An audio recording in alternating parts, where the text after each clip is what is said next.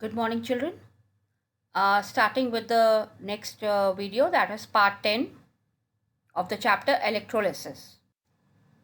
Now, we have understood the process of electrolysis, and we have really studied how does actually electrolysis takes place with the help of four examples.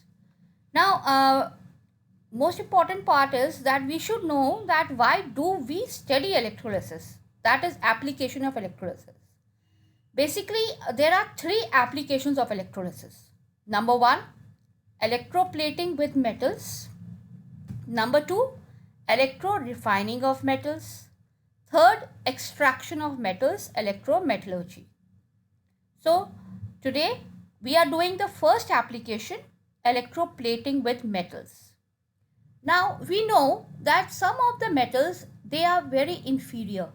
That is, they get rusted or they get corroded or they have some weakness. That is, some properties are there or some, they have a natural built up properties because of which they are not very beneficial.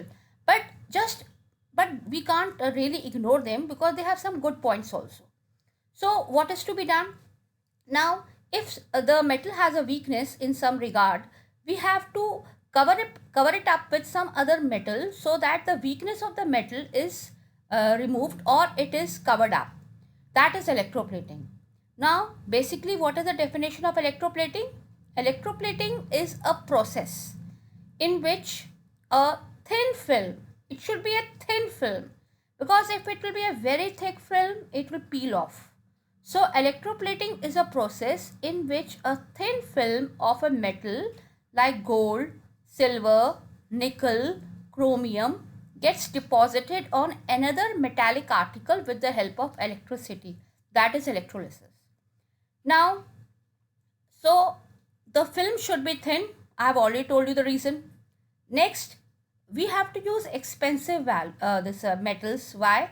Because it will gold is noble. It's not attacked by water or some other pollutants. So it's a noble metal. So our article will be safe. Same is the case with silver, nickel, and chromium. They don't get rusted. So you can imagine that how do you protect your copy? Now you want to protect your copy, you put a cover on it. That is, you are covering your copy, you say, for protection. Similarly, some metals like iron, which otherwise are very important for us, but due to one negative property, that is they get rusted. Because of that, in some of the places we can't use iron because it has this rusting problem. So in those cases we can put a coating of these expensive metals so that they can be used for a long long run. In a long run it can be used. Now, so first you should learn the definition of electroplating, and the next is why do we do electroplating. Number one, decoration, to increase the beauty of the article, and next is to protect from rusting and corrosion. So the two reasons for electroplating, decoration and protect from rusting and corrosion. Now this table, conditions for electroplating, is quite important. Now these are the conditions, and on the other side reasons are given. So already answers are ready made, you just have to understand them. Now first of all, the article to be electroplated is always made cathode. Now why? Now you know that in all the four examples which we have discussed, especially in case of copper sulfate, where does deposition takes place? Deposition takes place by the process of reduction, and we know that reduction takes place only at cathode. So the material which you want to electroplate, that is the material which you want to cover up with some expensive metal, you should always put that inferior metal at the cathode, because the deposition will only take place at cathode. As I have told you, deposition happens by the process of reduction, and cat red, that is reduction, takes place at cathode. Now second, the metal to be plated on the article should be anode. So for example, if I have a spoon and it's a suppose a normal spoon, but I want to put a coating of silver. Now where should I put my spoon in the system? In the electrolytic cell, I should put the spoon at cathode. And where should I put the pure silver bar? It should be put at anode, because at anode oxidation takes place and the silver atoms can get oxidized to silver ions and leave the plate and come in the electrolyte, and from there, that is electrolyte, it can move to the spoon. There it can accept electrons and get deposited. This is the entire process how it happens. Third, the electrolyte must contain the ions which you want to deposit. For example, if I am doing plating of silver, then there should be silver ions in the electrolyte. If I am trying to cover up a inferior article with nickel, then the nickel ions should be there in the system. That is, whichever metal we want to plate on the inferior, that ions should be there in the system. Now fourth, low current. See, here in electrolysis, high current doesn't help, because high current, it will fasten the process, and because of that uneven deposition will take place. That is, non-uniform deposition will take place, and once when we'll move our hand to check the smoothness of the article, it will be dilating, and it will be non-smooth surface and nobody will buy our article. So that is why we want to put a low current. Next, a direct current should be used, not AC current, because by using AC current, it doesn't give effective coating. So to give reasons why low current and why direct current should be used, so answer should be to give uniform deposition. So there are 5 give reasons that can be asked from the conditions for electroplating. Now here is an example of electroplating. Now you can see the cell, it's an electrolytic cell. We are trying to electroplate a brass spoon with silver. Now you can see in the diagram that the brass spoon has been made your cathode. Clear? And don't go by this minus and plus. You see the battery connection. Now your spoon is attached to the cathode and your pure silver block is attached to the this anode. Now both are dipping in the electrolyte, and here the electrolyte taken is sodium argentocyanide. Now you would ask me why this electrolyte specially has been taken. Why could we not take a simple electrolyte, silver nitrate? Now silver nitrate has an issue that it undergoes decomposition very fast when we pass electricity. And as I told you in the conditions, that this process of electroplating is not favored if we are trying to do anything in a very fast manner. So we want the things to happen slowly. That is why silver nitrate is not selected, because silver nitrate undergoes decomposition very fast. So we have tried to make an electrolyte, sodium argentocyanide. Now how is this electrolyte made? It's not a ready-made electrolyte. We have to make it in the lab by combination of silver nitrate and sodium cyanide. You can see at the bottom of the slide, AgNO3 plus NaCN. It gives a PPT of silver cyanide, and then this PPT of silver cyanide will dissolve in sodium cyanide to make sodium argentocyanide. So first you get a PPT of silver cyanide, and then this PPT of silver cyanide is dissolved in excess of sodium cyanide to give us sodium argentocyanide. So it's a complex salt. You will ask me what is it? It's a complex salt. So you can see again in the diagram that the spoon has been attached to the negative terminal of the battery, that is it is cathode, and the silver block. In purchasing this silver block, we have spent money. That is why when we sell the electroplated things, we add some profit to it, because we have invested money in purchasing this pure silver block. Now moving to the next slide. You can see sodium argentocyanide is an electrovalent compound. So that is why dissociation word is written here. So sodium argentocyanide, the moment you will dissolve in water, even before you have started passing electricity, as I have told you again and again, that this reactions happens, dissociation happens the moment you dissolve it in water, even before you start passing electricity. So this sodium argentocyanide, it dissociates. Please see, a reversible sign has to be used here. So it gives Na plus Ag plus and 2Cn minus. And since we have used water also, so water also undergoes ionization. So it gives H plus and OH minus. Now, so which all ions do we have in the system? In the electrolytic cell, we have Na plus, Ag plus, Cn minus, H plus and OH minus. Now, let us apply our rule of preferential discharge. Now, out of the 3 cations present, silver ions, they are at the bottom. So, Ag plus from the electrolyte, first the reaction always starts in the electrolyte. So, electrolyte, because you have taken silver ions in your electrolyte, the reaction starts from the electrolyte. The electrode starts participating later on.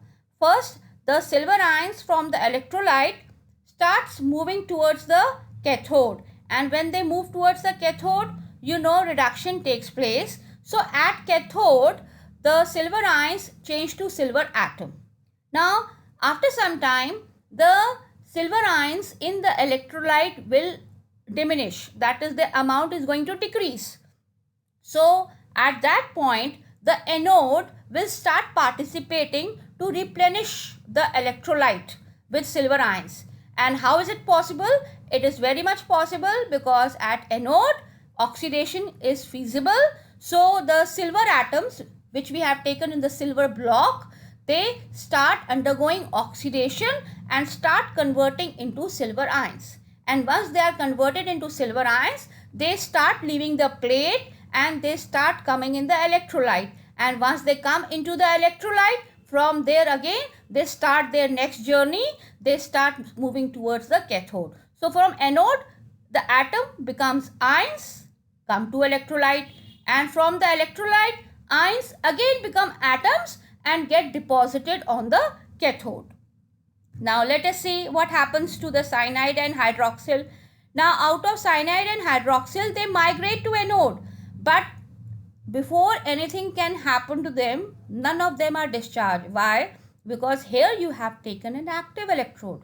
Now once you take active electrode, these negative anions, they don't get chance to get discharged. Before they can go and get discharged, the silver atoms start leaving the plate. So oxidation takes place. So these hydroxyl ion and the cyanide ions, they remain there as spectator ions.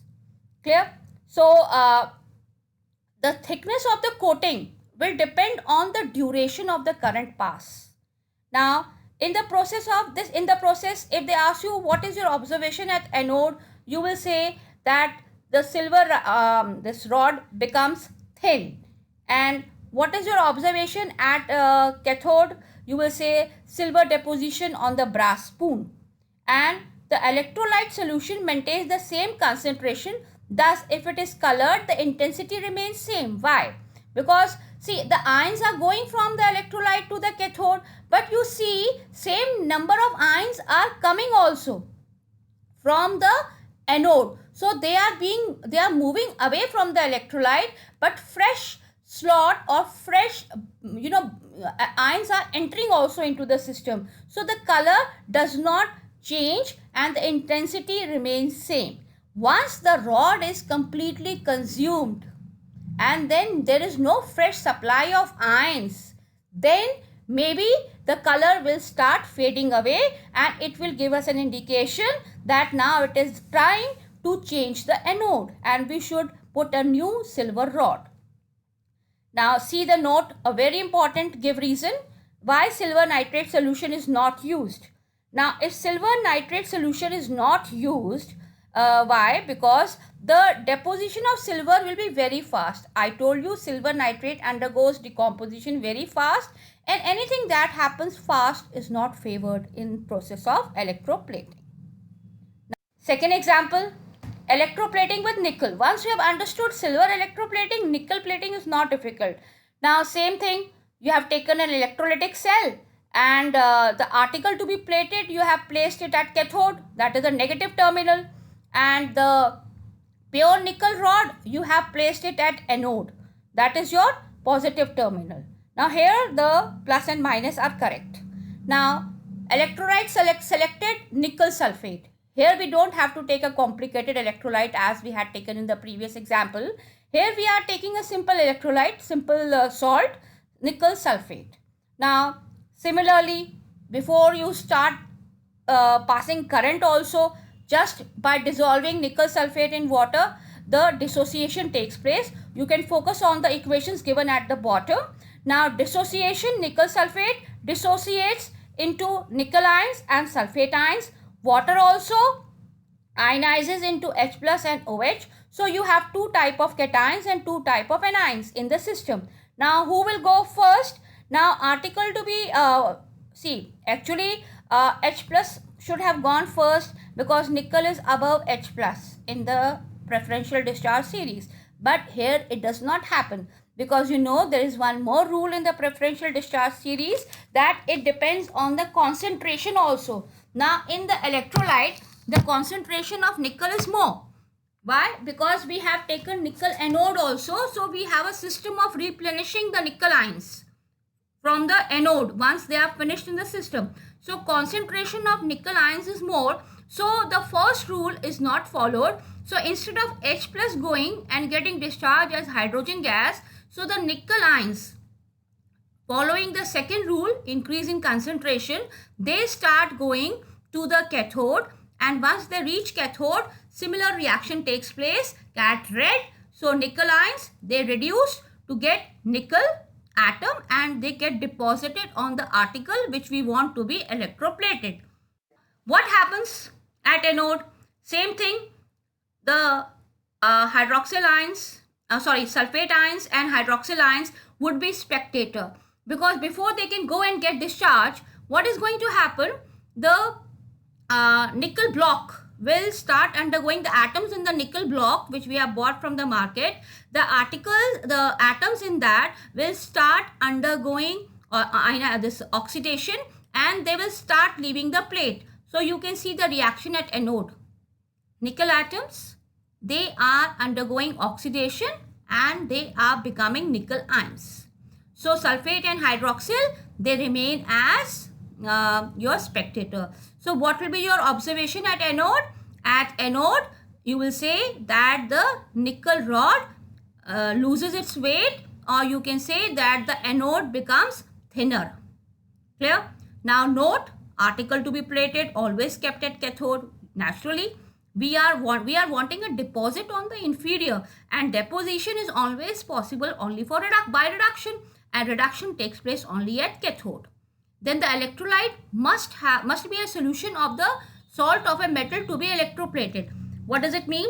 If we are trying to do the electroplating of nickel, so that is the reason we took nickel sulfate. We did not go for any other electrolyte, because we want that if we are doing nickel plating, then in the electrolyte nickel ions should be there, because the first step of the reaction, it starts only from the electrolyte, and the anode is made up of strip of metal to be plated. That is, the pure metal is always placed at the anode, because the pure metal has to leave the plate, and the pure metal atoms can only leave the plate by the process of oxidation, and oxidation is only allowed at anode.